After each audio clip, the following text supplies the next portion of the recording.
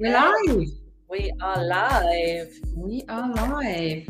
We put on the go live tunes for everybody to tune We've in. got a little welcome music. Okay, Lena, our wonderful Lena, who's helping us in the tech background. She's saying she's still waiting. She's still waiting to get in. Okay. Let me just pause this. I'm going to mute myself and shut up.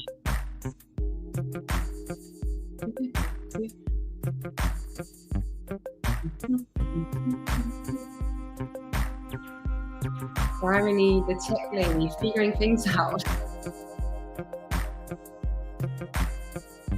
It's live. I just live.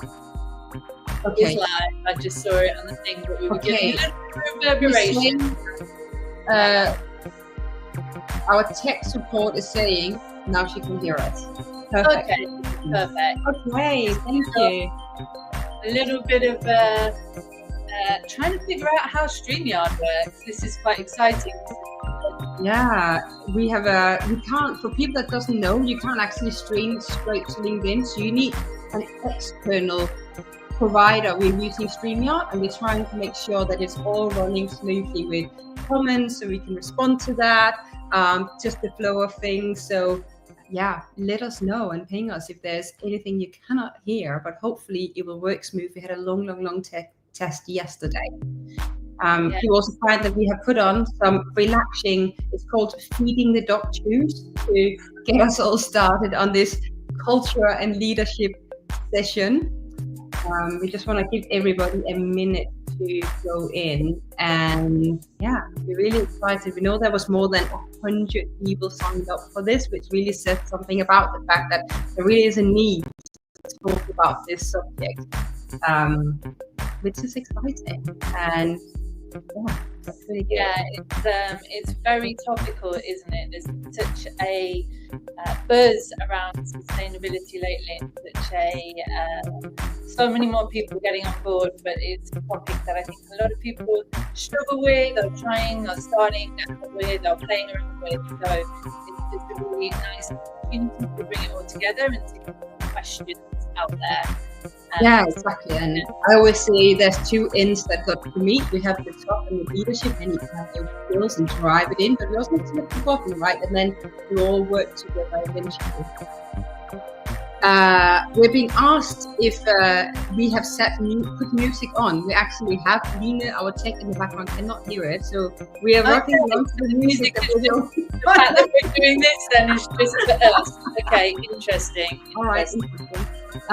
Okay, I will turn off the music our end. I just want to say a couple of things before we get going. With 3 minutes past half, so a couple of more minutes. And the music is too loud. All right. I'll turn it down. There we go.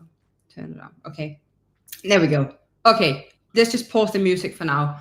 So a couple of things I want to say before we are kicking off is this session is recorded. So be aware about that, but no one is appearing on screen, no names, no nothing. So it is literally just Brian and myself. We're also really excited because we prepared something super cool. We want to share a little later on for you all. So stick around for that part.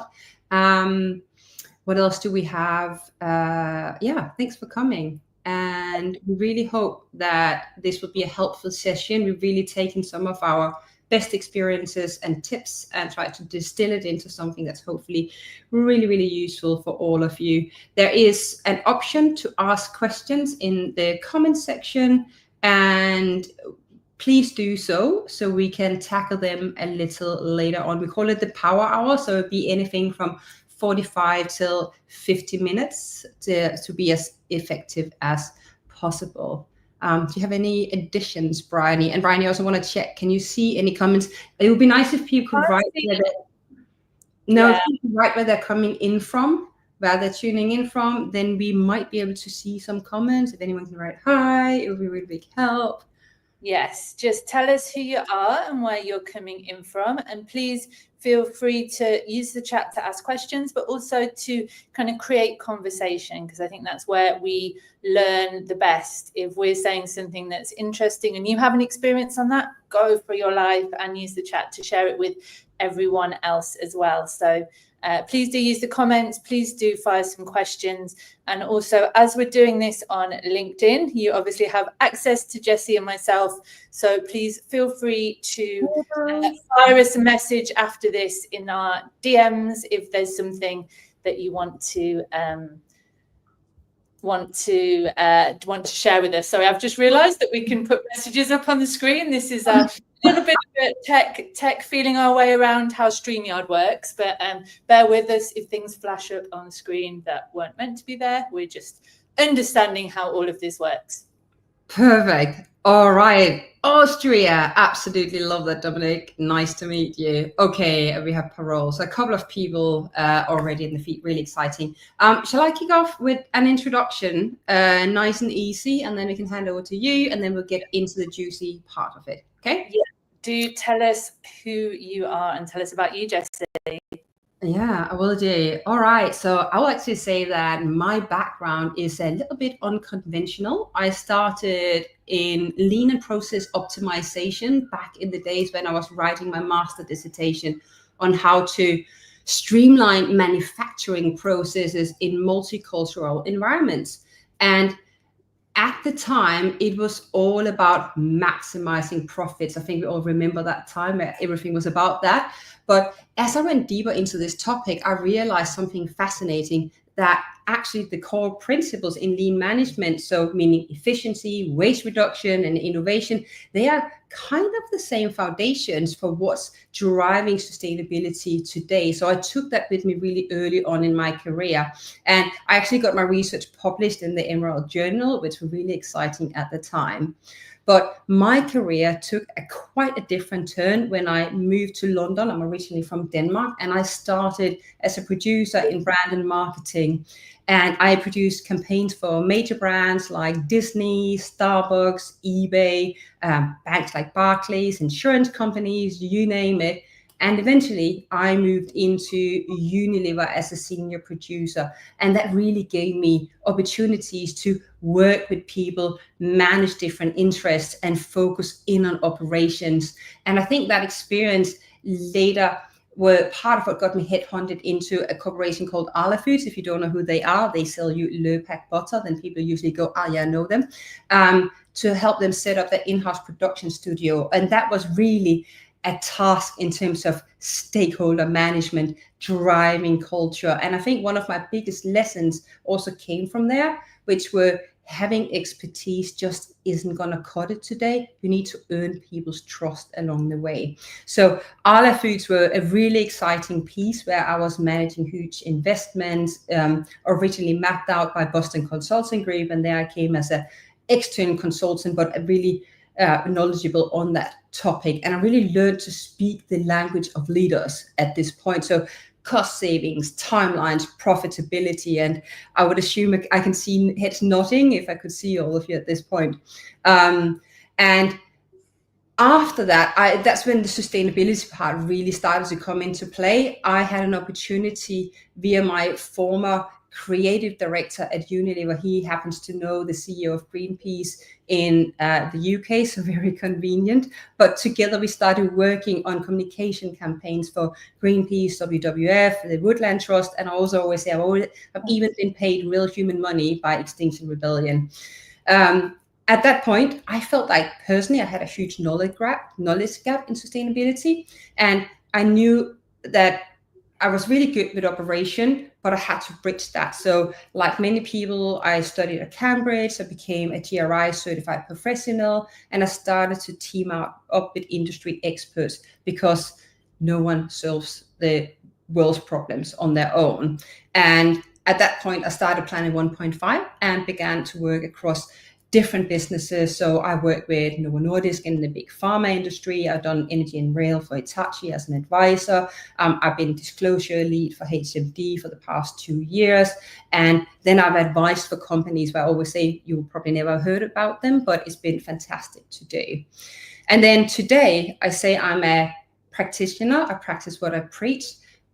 But I love teaching, so that's why I created what's known as the Impact Accelerator, which is a learning by doing program that helps sustainability professionals or those that are given the task of dealing with sustainability inside an organization to really build, implement, and scale sustainability into their business.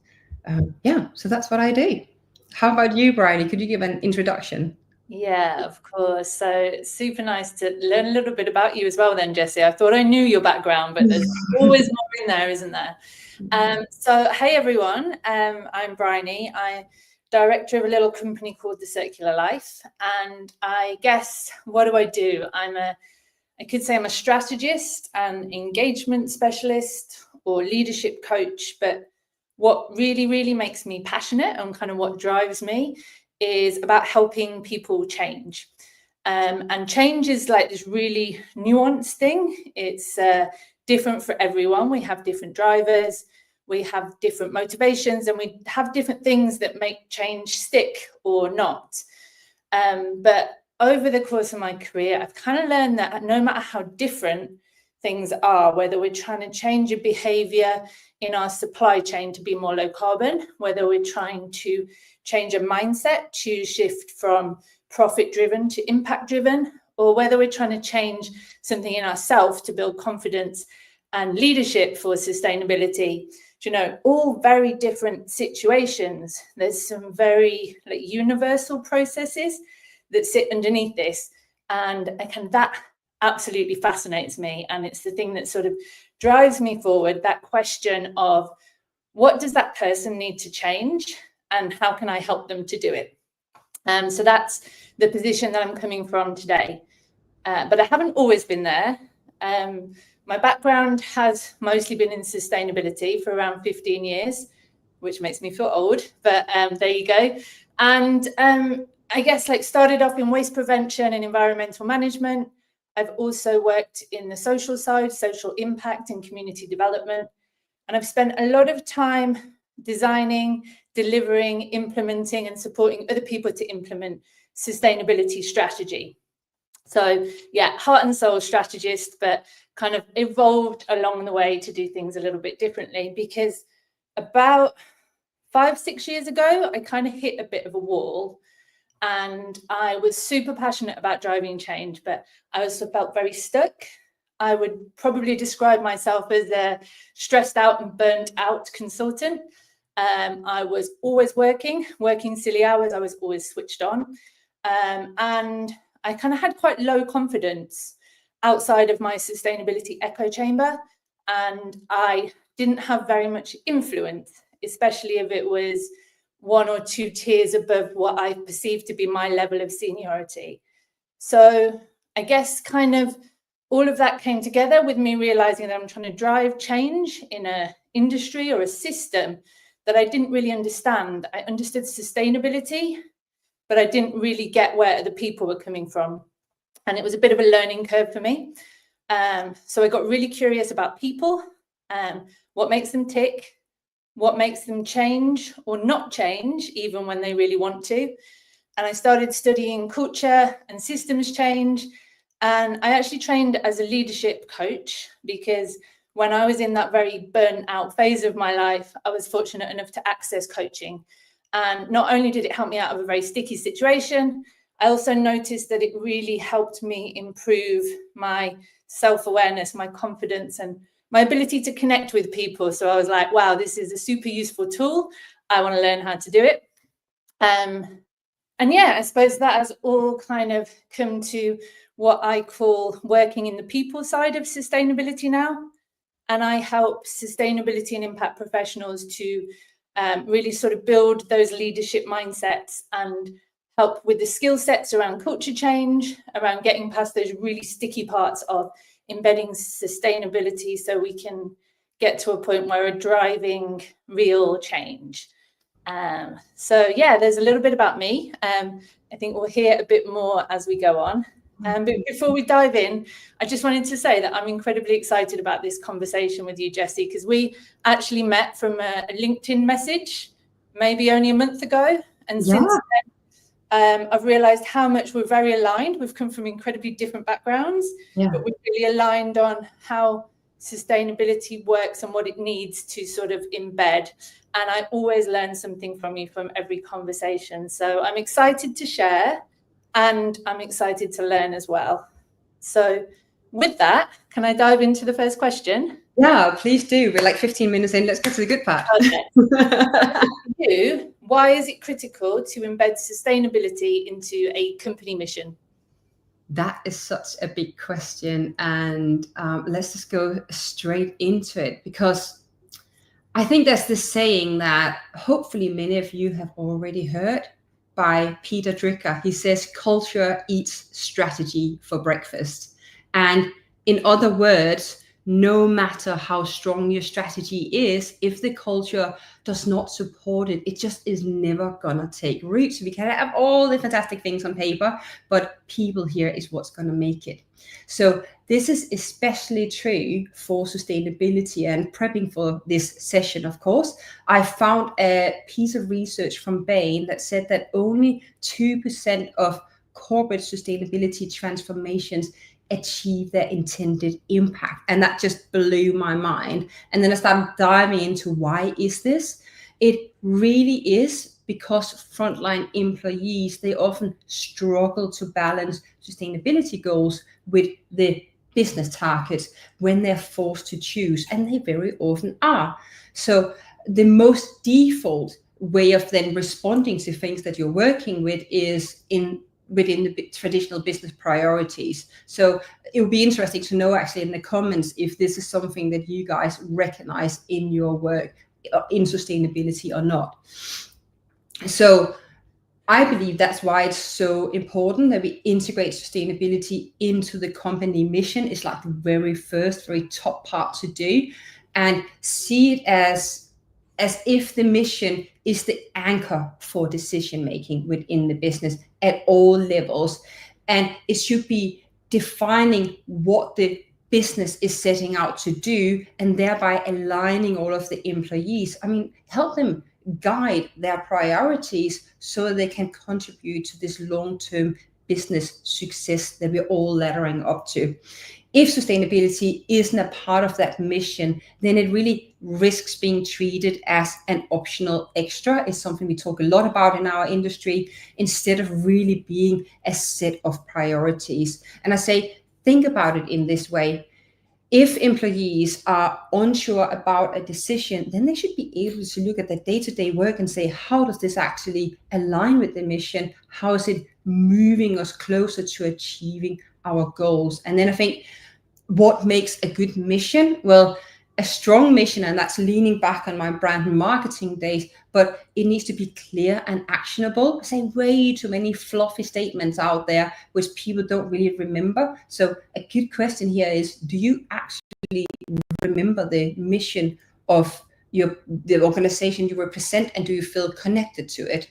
And then when we're looking at the mission, we need to take a step back and actually say, okay, if we're looking at the world picture as it is today, you could use the global risk report from World Economic Forum. I really love that report, and be like, what's our role? How is our business relevant in this? And then you align your core strength as a business and say, we're great at whatever it is. And then you leverage that for impact. And I want to give you an example for how a business I have worked with in the past are doing this really, really well. So they're called Novo Nordisk. If you don't know them, then they are a pharmaceuticals company. I'm not saying they're perfect at everything, but I really think they've nailed this part to a T. So they're working to combat obesity and diabetes. And in theory, if they succeed, then they would actually eliminate the demand for their own products. But really, they would also eliminate a major health issue in society. And when that takes us back to the mission statement, it's like too many of them are just too vague and too complex.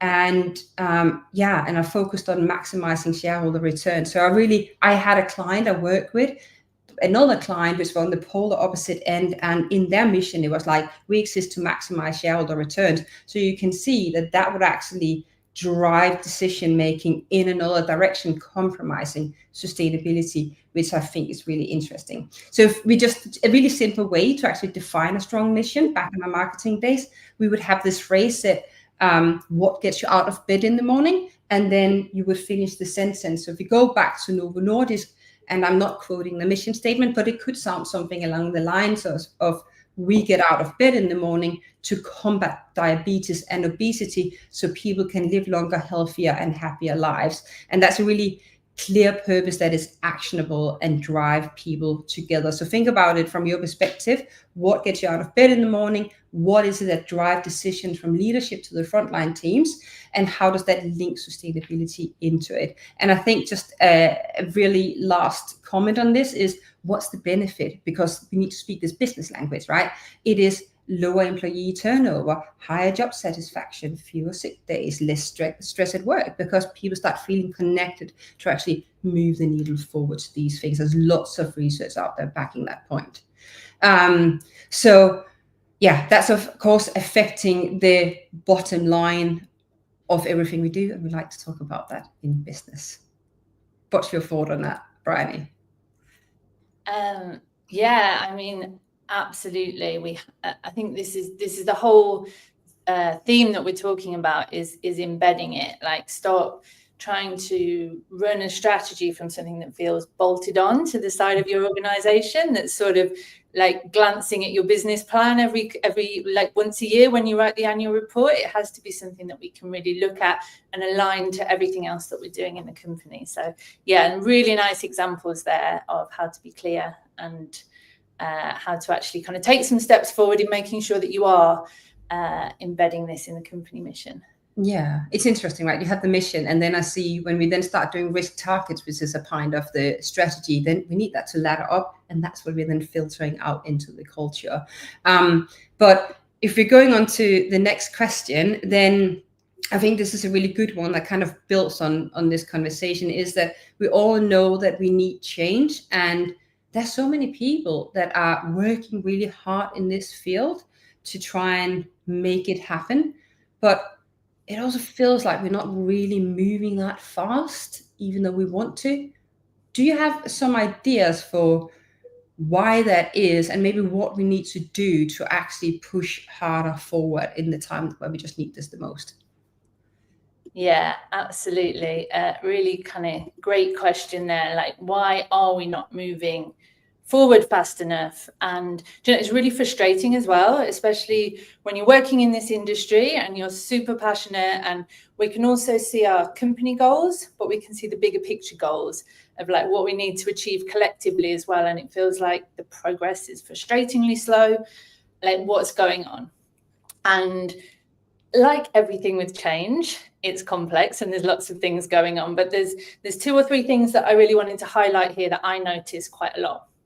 The first one is that we kind of, human beings, people, we rely on these inanimate things to sort of do the legwork for us. Like, strategies don't create change. Innovative tech doesn't create change. Technology doesn't create change. Compliance doesn't create change. They're amazing tools that we can use in order to drive change forward, but it's us that's got to get behind it. We've got to have people in the equation, and we're often not bringing that in the right balance. We'll have an amazing thing like solar energy, but it took so long to build that through because we really needed to get the buy-in from everybody. We needed to see that it was affordable. We needed to see that it worked, etc., etc. So we've really got to factor people into the equation here, and like, not just how do we move the tech forward, how do we move the innovation forward, but like, how do we move the people forward? Has to be part of our strategy as well. And I think that's a really important thing that people don't always think about to start with, and kind of come back to later and realize that they need to tackle it, which is doable at like halfway through for sure. But it's also important, if you build this in to start off with, then you're going to have a little bit more of a kind of front running opportunity. Another thing that I see a lot is that we don't really, for change to happen, we also need someone to step up and drive it. We need someone to be confident and influential and say, this is this is what we need to do. Look at this. This is amazing. Look at where we're trying to get to, and sort of lead people on the journey. And I think there's a lot of amazing people in sustainability who have all the knowledge and the insight and the kind of vision, but they're not always given that opportunity or given the kind of skill development to lead, or sort of the authority, the senior position.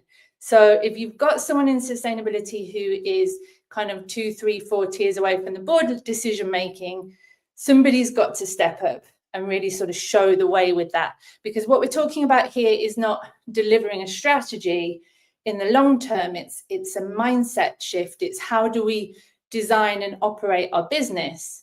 It's sort of business transformation, it's culture change, and you have to have senior people or someone with a very kind of influential approach to sort of lead that forward.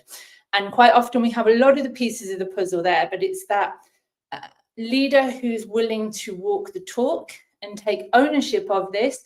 And maybe they don't know, but they're going to learn what sustainability means and kind of how to drive it forward. So there's 2 things there that are quite high level, but there's little tweaks that we can make. And there's one more thing. If we have I got time to share one more thing? Because I think this is a really important. One more thing is fine. I also have a really good audience question that I might actually. Okay, yeah, amazing. I'll keep this one short though, but it's a really important one to think about. And I talk about this topic a lot, so we can expand on it. There's a big problem within change that we don't recognize enough, and that's fear. Like, fear is something that really holds us back. And we're not just talking about this existential climate breakdown and biodiversity breakdown. Not like that's terrifying, yes. But when things are really terrifying, it's hard to compartmentalize that. So we often stick our head in the sand. So fear is switching people off to this. But there's also things like fear of failure, fear of not managing it.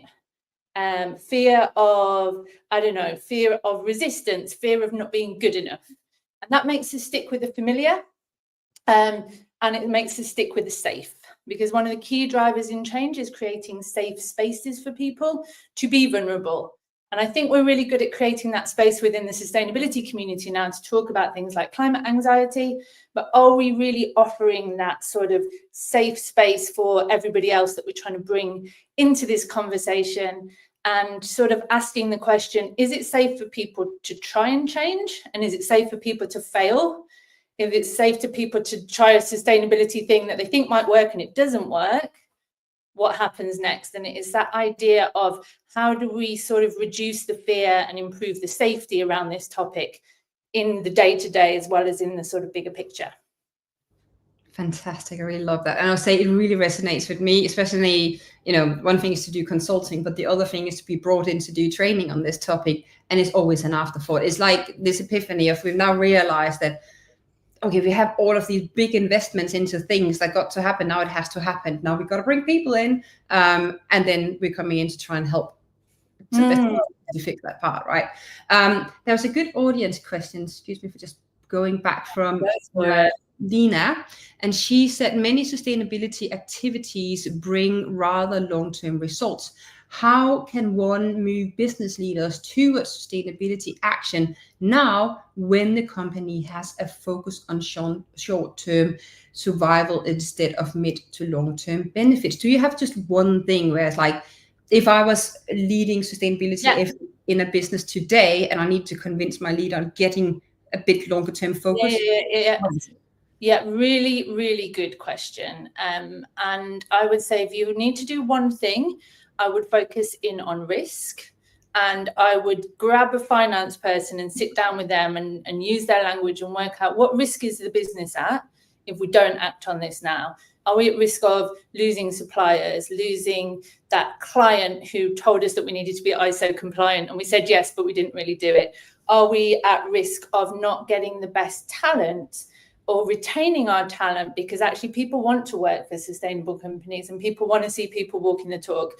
So if you can zero in on risk and find some really good examples that are relevant to your business and help frame that in sort of finance speak, then I think that's a really quick win that you can start to get ears pricking up that haven't previously been attentive. Yeah, and can I just a quick add to that, because I do so agree, and I'll say to people inside the Impact Accelerator, I always say start building that list of deferring arguments which you will meet along the way, right? And because it is just talking risk language to the business, and then start getting that on the front line. And then also the flip side of it, what's the perk of then getting that focus in now? What does that look like if you can? Yeah, 100%, 100%. Right, let's move on because we're halfway through already, and I could have talked for the whole hour on like one of these questions. So, and Jessie, I know this is something that you cover a lot in your accelerator. So we've been a little bit high level with things. So let's get super practical now. How do you kind of best embed sustainability? If someone wants to embed this into, we're talking about the fabric of the organization, what tips and ideas and ways do you work with people in order to help do that? Mm-hmm. Well, so we touched on it I'm not on mute, sorry. Okay, so we touched on it a little bit already, and I think even before we talk about culture, there's something we need to know, and that is that sustainability is a language, and most people inside the business, they don't speak sustainability fluently at this point. So if sustainability are not your daily focus, it can really feel like this abstract, fluffy concept with all sorts coming at you. So before we focus on building culture, we need to get everybody on the same page, right? So we need to answer 3 fundamental questions. And that is, I promise not to swear, but I'm going to say, what the heck is sustainability? What does it mean for the business that you are in? And what does it mean for me in my role, whether I am in finance, HR, operations, innovation? And this is really an educational piece that we need to lift and upskill the masses so that we are on the same page and we can start driving it top down.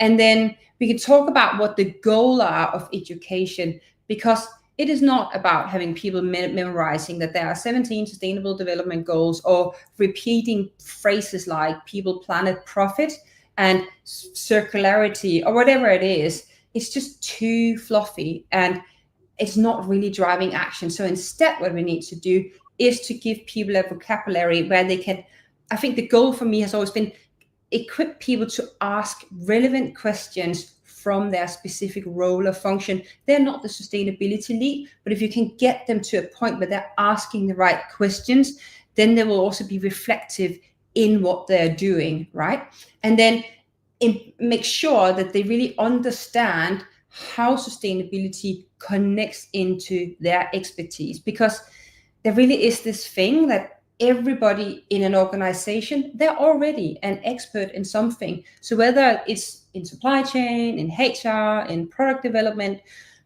you name your poison, it's not our job to turn them into sustainability professionals, but it really is to leverage their expertise on our journey to help them then integrate sustainability into the existing decision making. I hope that makes sense. Because then once that foundation is built, then we can start talking about culture change, because without it, then it's just this external initiative that nobody really understands. So once we have established that baseline of understanding, then the next step is what I call reinforcement phase. And that is where the leadership starts really playing a crucial role. It takes us back to that why and the clear mission statement, because if the leadership is not consistently tying it back to what are we trying to do as a business, then people are just not going to do it, right? We need to have this microphone in the back that are just saying, this is where we're going and this is what we expect. But if nobody knows what is expected, then it's really hard to move it forward.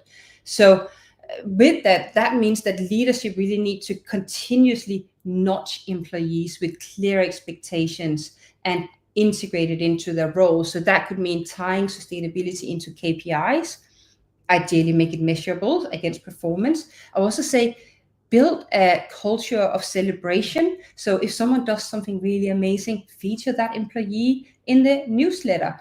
Talk about it in meetings or town halls, like select the places where you can really do it, and then keep creating initiatives that keep sustainability top of mind. That really is, it sounds so basic, but it really is one of the best ways to do it. So it's also when the sustainability strategy comes into play at a bit of a deeper level, because at this stage, we're not just talking about sustainability in broad terms. We are saying, this is our mission, this is our goals and targets, these are the risks that we talked about before that we are focused on. Now it's up to all of us to try and live and breathe this. So to really embed sustainability into the systems, we need to start building governance structures around it so people understand where we're going. We're having a common vocabulary, and now we're building structures inside the business where we're doing this again and again and again. So ask yourself, how are we actually delivering this message to our employees? How are we supporting our employees in making it a part of their daily work? And I think there's something I really want to emphasize, and that is know your people. Because what's really interesting when you work with organizations is that every business have a unique culture. I work with businesses where employees, they're just hyper competitive, right? And that's something to tap into. So in that scenario, we started designing sustainability challenges to get people really like switched on with this. I've also been in other cultures where people, they just love the Friday social, right? So then that's the time to do it and make it like, I'm Danish, this hygge thing, right? So figure out what makes things work for people. So ask yourself what already works, and then make it a natural part of your business. Amazing. I love that, Jessie, that kind of meet people where they are and listen to them. That's the kind of first step, really, isn't it? Like, it doesn't matter about what your agenda is, who are the people that you're talking to, and then you'll figure the rest out later. Yeah. Have you had it as well with different types of cultures where it's like, it actually really, yeah. Yeah, absolutely. There's a little diagram actually on culture, which is super interesting, and you can kind of, I'm happy to share this with anyone as well if they're interested in it. But there's like 4 different types of organization, and one's very family orientated, one's very results orientated, and I can't remember the other 2 off the top of my head. But as you start to move it around the sort of scale, you start to see, well, what things are going to work? Do we need processes or do we need creativity? And then when you tap into what your organization like thrives on, that's where you're going to get the best impact from trying something new. Yeah, I love that. It's really fun as well in the process, right? Yeah, definitely. So let's move on to the next question, which again I think builds really well, because a lot of the people that are tasked with sustainability, they're not in the C-suite, they're either a level below, and sometimes there are many levels below, so anything in between that. But that does mean that there's a role in terms of managing upwards. How do I get buy-in that goes beyond in principle, but getting that backing from the teams? Yeah, absolutely. Great question. And I talk about this quite a lot, this sort of like, yes, in principle, yes, everybody thinks sustainability is a good idea, of course, and then there's no traction and there's no follow-up to help you implement it. So yeah, really great question. I'd just like to ask the audience a question on this, actually, to kind of fill in the chat. If you do find yourself in this situation of managing upwards, tell me why that's difficult for you, and we'll see what responses we get in, and maybe I can sort of share a little bit more about this idea. But yeah, why is managing up difficult for you? And I'll come back to those in a second. But this isn't just a managing upwards process as well. This is also, I might have someone in another department that I need to influence, and I actually don't have any authority to tell them what to do. I might need to influence someone in the supply chain or in the client team, which can be really challenging. So I guess it's more about, I think the managing upwards can be managing across as well. So it's good to look at it in like all different directions. And I can't see the chat at the moment, Jessie. So if people start coming in with answers, please just do give me a nod and I'll kind of come back to them. But within that question, what do we do? There's sort of 2 things, that 2-prong attack for this. One is to work on yourself first. If you're trying to manage or influence or change something around another person and their behaviors and what they're doing, it's really important to look at what we're doing. It's important to look at how confident we are if we're not feeling confident, then the problem is that this is making us feel really uncomfortable. It's not that we've got to speak to that person. It's actually that we need to learn how to sit in uncomfortable situations and move through them. So there's a lot of inner work or inner practices that we can do as well that are going to build up our softer skills, emotional intelligence, to help us perform in those situations. So we're not going, oh my God, I've got to talk to the boss about this and I'm terrified, which I've been there and I know what it feels like. It's actually going, okay, this is a human being and I'm a human being, and how can we have the conversation so we can connect together? But that's quite a high level of emotional maturity to be able to look in those situations. So investing in yourself, investing in your own leadership qualities is something that's super, super helpful. And it doesn't have to be huge. It can just be a little practice that you start to be aware of. How do I feel in that situation? What's going on? And I think you had your hand up there. So shall I? Is there a question? Do you want me to give you a couple of, there's some really good ones in the chat, and then you can react to them. So Dipti saying people's perceptions of sustainability is just a post and not living sustainability. So I guess it's like that thing of like they're not really living it. People don't always understand the day-to-day challenges that are being faced on the ground. So this makes it difficult to get buy-in when they don't understand the challenges. General lack of education. So that was some of the things we touched on before. And then, I think, that's a couple of the highlights from that one. Yeah, so I think this kind of lack of understanding is a really important one. And we've kind of covered this a little bit already, that it's really important to, I like to talk about this as rather than like stakeholder engagement or managing upwards. I like to think about it as building relationships with people. It's like my first goal of going into a meeting isn't to get them to take on my sustainability targets. It's to build a connection with them and to learn about them and to learn about what priorities are buzzing around in their mind, and to see if we can find a way to support each other. So it's less of a, I need to do this, and more of a, I need to learn about you, you need to learn about me, and how can we sort of build this together. I think also one of the first things that I like to do around coming in with a new sort of sustainability project is to start to map those relationships out. So we might be mapping projects or people out, but it's like, who are they? What do I want them to do? What do I need them to do? But what do they need me to do in exchange to make that happen? So I think the more that we can look at these sort of managing upwards, managing across relationships, and start to see it more as building something reciprocal where we can help each other out, then it starts to stop being this thing that we've got to push uphill towards people and becomes more of even a conversation or an opportunity to explore. If we can invite people in, have an idea, do some of the work, and then invite people in to build it into what the final solution looks like. Because people love to have their say heard, and people like really start to take ownership if they can see their ideas in the solution. So I think that's one of the things that's always really important to look at as well, is how am I allowing someone to be involved in this, or just telling them that we have a problem, I don't have this, can you help me? It's more about, we have a problem, it's impacting the company in this way, I've researched it, here are some ideas, I'd love your input on how we can move forward and solve this problem together.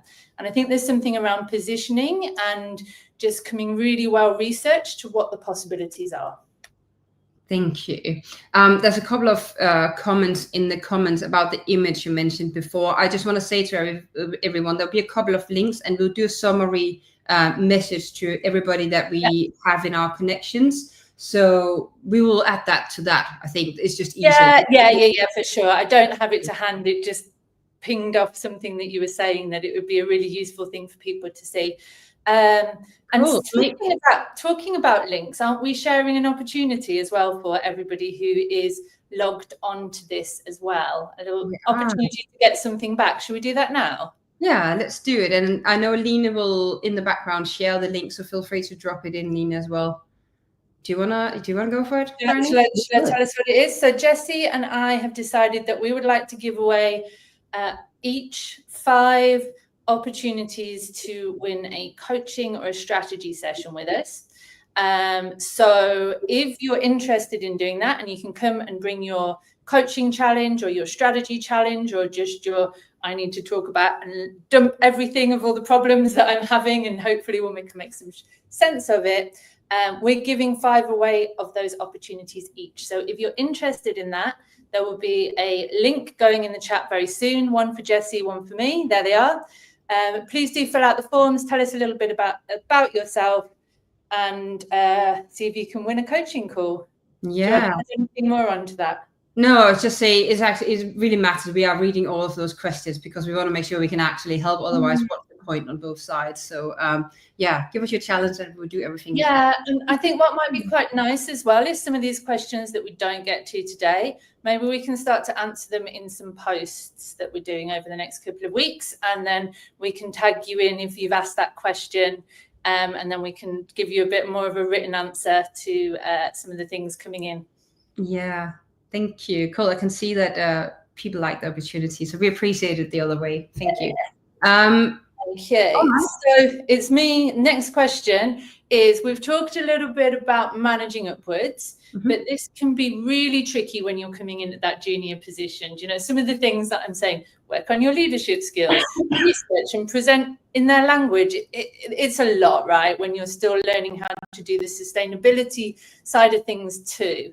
So what advice can you give our young sustainability leaders coming in to help them sort of leverage themselves out of this little bit of an unfair position? Yeah, it's such a good question. I work with young sustainability leaders all the time, and I see a lot of patterns in the challenges. And I'll say what you just spoke about managing upwards is so applicable. But I also say one of the best pieces of advice I got from a mentor very early, straight out of uni, were make a friend in every department. And I still do that today, whether I'm a consultant externally or I'm working inside a corporation, because no one can drive this agenda alone, and having bodies around really makes so much of a difference. When I work with people inside the Impact Accelerator, one of the first things I tell them is this: you need to take a Post-it note, and I'm not joking. I normally have it on my screen. I'm in the middle of moving, so right now it's not there. But take a Post-it note and then write patience on it, because this is not about getting tasks done. You are talking to people and you are taking them with you on that journey. And it can be incredibly difficult, especially if you're unsupported. But as you start working, and I've seen this with people I work with over a year, you're educating people, you will start seeing them actually follow your lead on it. But patience is just a big part of it. And then go out, hold your head high, and know that it's not you, it's them to a big extent. Little tips like swing by people's offices. If you have a manager that is having the luxury of an office these days, go by, meet people at the coffee machine, really make friends, and make yourself known beyond just that sustainability person, because then people will also know what it is that you're about. And I think that's how we're building real relationships, and real relationships are what's there to drive change.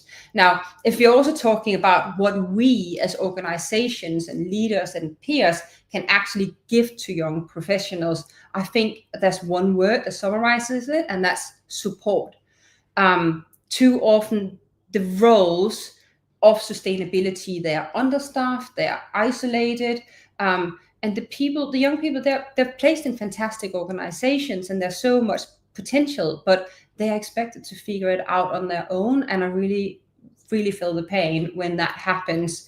And I say, as a business, really recognize if the knowledge isn't there to transfer on to young people inside the company, then find help externally, connect them with mentors, give them access to network, training, expert guidance, all of it. And of course, I'm biased because I work with the Impact Accelerator, but I can just see that it actually makes a difference. And once they get that support, they can then go into the business and start building it. I think what the business really have a big responsibility to give them, and it's mainly them that should be giving them, is the language around good business acumen. Like, what does it actually take to run a business? Because I meet a lot of passionate people in this industry that want to do good, but they can't actually connect it to revenue and growth, cost savings and risk mitigation. Until you can link the two, you're going to have a really hard time as a sustainability lead. So give them that, help them understand it, so that they can take all this fantastic knowledge that they've acquired at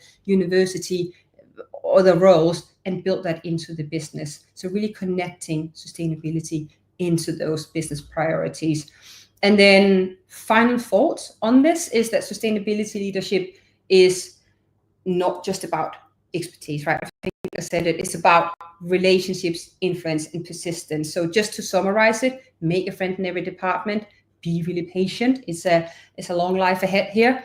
Stay visible and don't hide in reports and emails. Like, go out there, find a mentor and get that external support, and then learn the business language. And I think that should give that big leap of being from stock to on stock. Yeah. You're on mute. Sorry, I keep coughing, so I keep putting myself on mute. Yeah, I really love those tips, Jessie. And there's one more that I kind of wanted to add to that. And you talked about the importance of kind of finding a mentor, but like, I think also just like building your support network around you is so important. And there's like one of my clients I'm coaching at the moment, and he's a fairly new sustainability leader, and he's like in the throes of CSRD. He's really stepping up. He's lucky that his company are really supportive and they're helping him trying to build his leadership in sustainability. But I'm just like, go on LinkedIn, message 5 people who have got CSRD in their title and go, hey, we're in a similar position. Can I ask you a question? Can we let build your network? Because that's going to be your resilience when things gets tough. It's also going to be a place you can go to be like, who do I go to for this? There's some new guidance coming out, help. And it's all that sort of like peer support that is invaluable, as well as that senior support too. So yeah, super nice. Really good addition. Really, really good addition. All right, I'm looking at the time. Let's give you the last question, Bryony, and then we'll open the floor to a couple of questions. So I actually recommend that if people have any burning questions, pop them in the chat while Bryony take her last swing at things, and then we'll get onto that for hopefully maybe we'll go by 5 minutes, but I actually have a backup as well today. So Bryony, again, so many talented people around us. What's holding us back in engaging in change? Yeah, what is holding us back?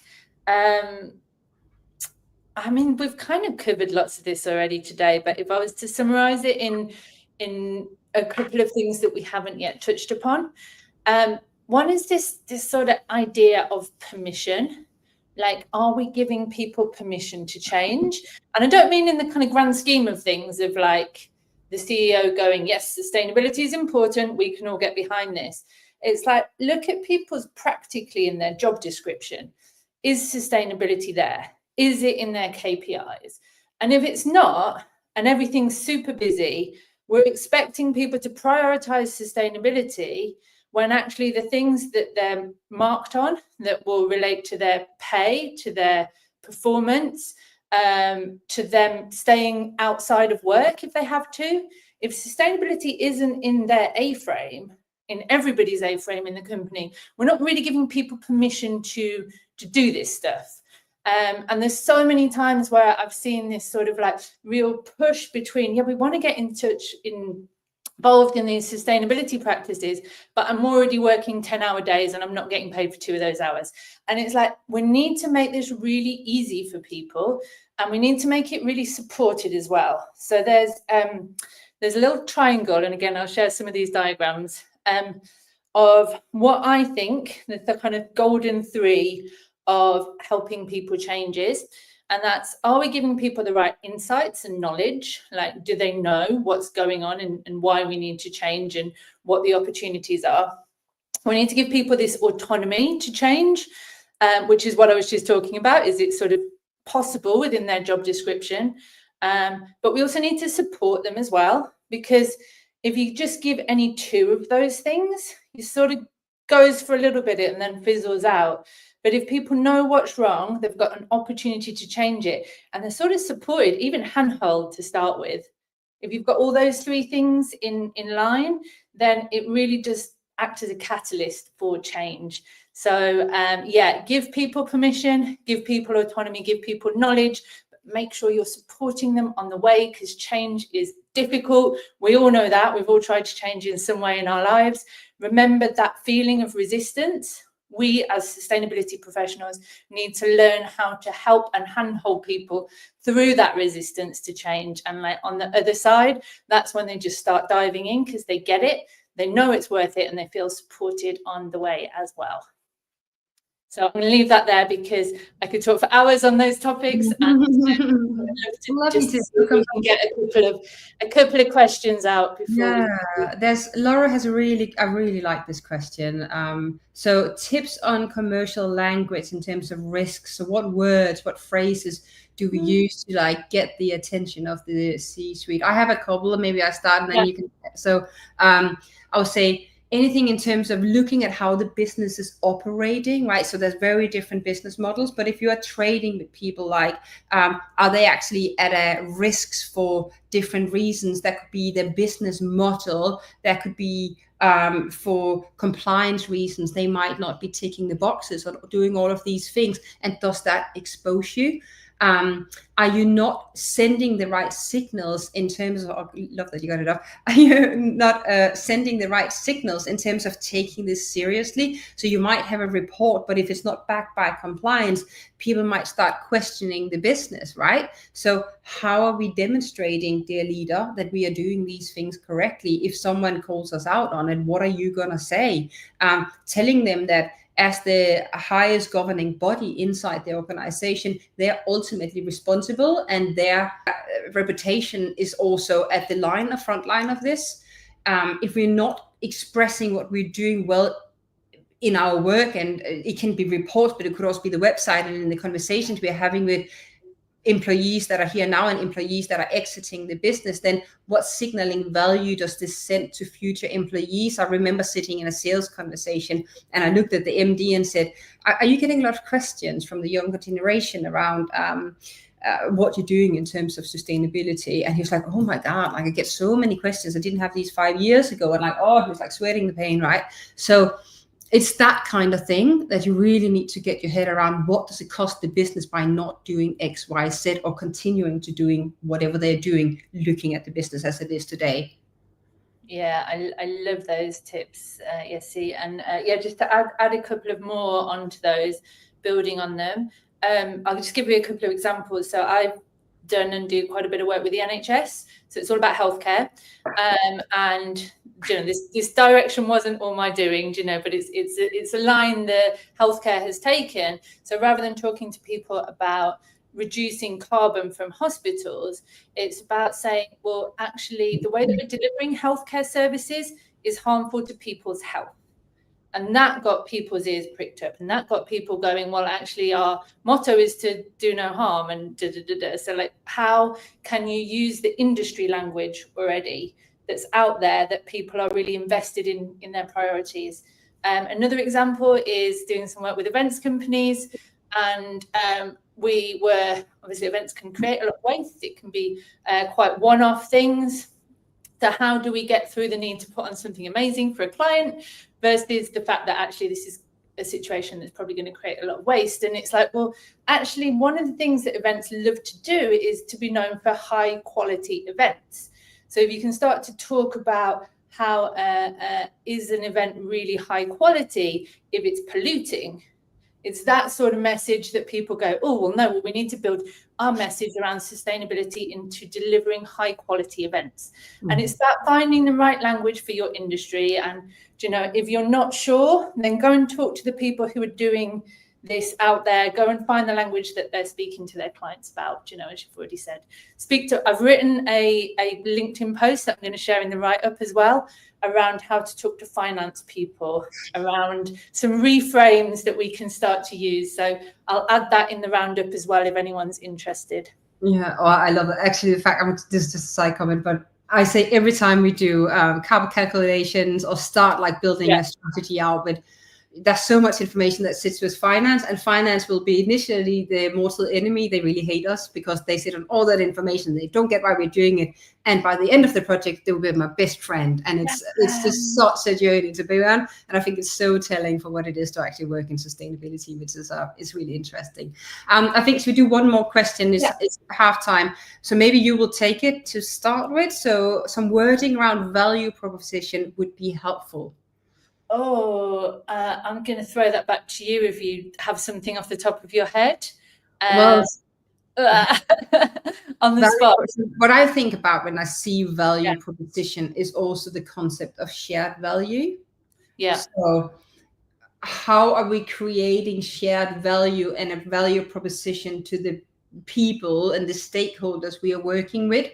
So I'll say when we're building a strong value proposition, it's often around working with stakeholders, right? So what's finding the common ground of mutual interest. So what does it look like? What is mutual interest from a supply chain perspective? That could be you both benefit from faster delivery, but in a more sustainable way. Then you can get together and find solution for that. But somebody got to take the lead on running with that. It could be the value proposition of engaging your local community. I have a client I absolutely love. They're based out of Malawi. They produce ethanol for all sorts of purposes. Biofuel is one of them.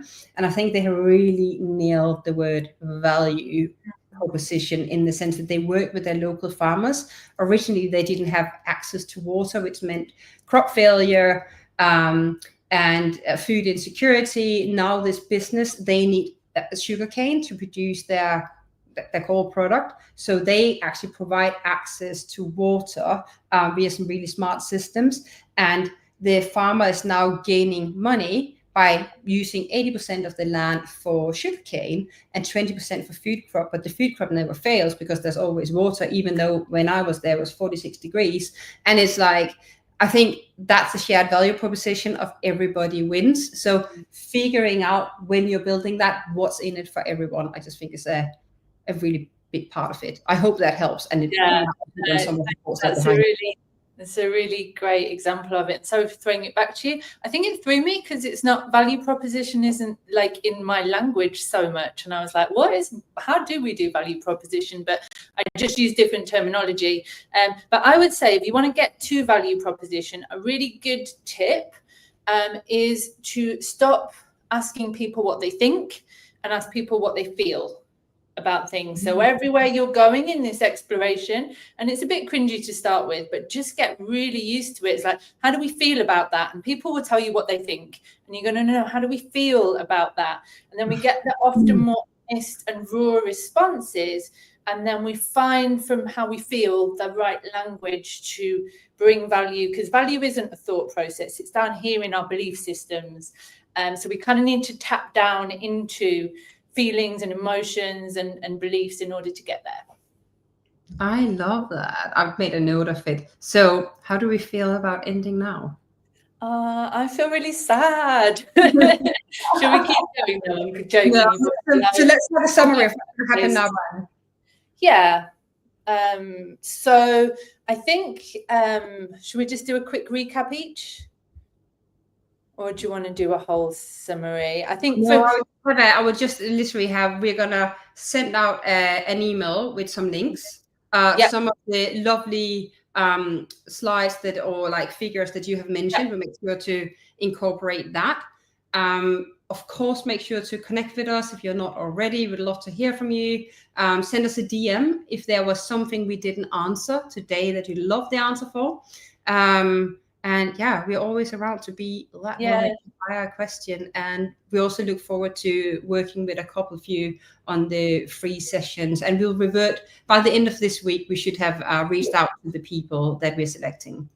Yeah, absolutely. And just kind of go out there and believe in yourself and talk to people. Everyone is human, and build those relationships and connections. And that's the way that you're going to sort of push sustainability into that place where it can't be washed away when things get busy. Absolutely. And then just a big thank you for everyone too. Yeah, thank you so much, everyone. This has been super nice, and it's been so lovely to have all of the questions coming through, and we will try and get back to you on those, whether it's through posts or individually. If you've got a particular juicy question, I might just jump in your DMs and answer it for you. I love that. Cool. Thank you. Have a good day. Amazing. Thank you, everyone. Take care. Bye-bye.